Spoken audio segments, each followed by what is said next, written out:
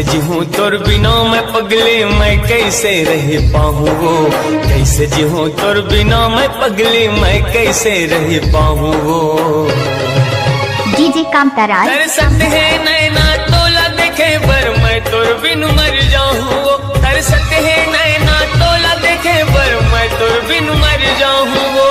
कैसे जीऊँ तोर बिना मैं पगली, मैं कैसे रह पाऊँ वो, कैसे जीऊँ तोर बिना मैं पगली, मैं कैसे रह पाऊँ वो। हेलो। तरसत है नैना तोला देखे पर मैं तोर बिन मर जाऊँ वो, तरसत है नैना तोला देखे पर मैं तोर बिन मर जाऊँ वो।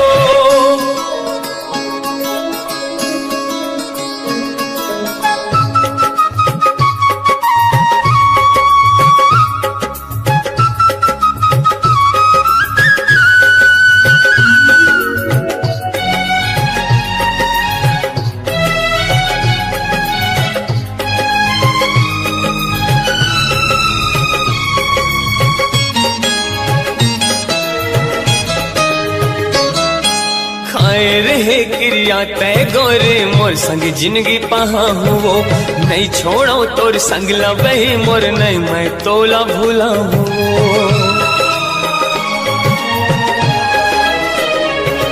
हाँ खाए रहे क्रिया तय गोरे मोर संग जिंदगी पहा वो, नहीं छोड़ो तोर संग लबही मोर, नहीं मैं तोला भूला हूँ।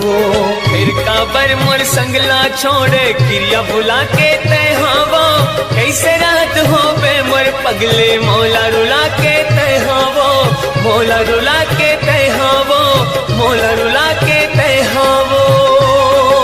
डीजे कामताराज मार्को आगी लगे है मोर जिंदगी माँ, कैसे ला सही जाऊँ वो, आगी लगे है मोर जिंदगी माँ, कैसे ला सही जाऊँ वो।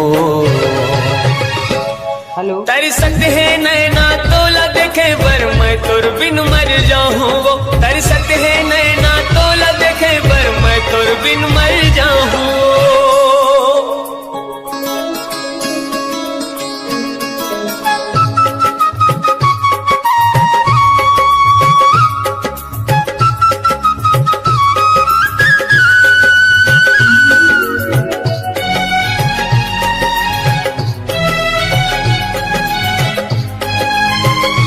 डीजे कामताराज ग्राम दुधमनिया के रहने वाले हैं।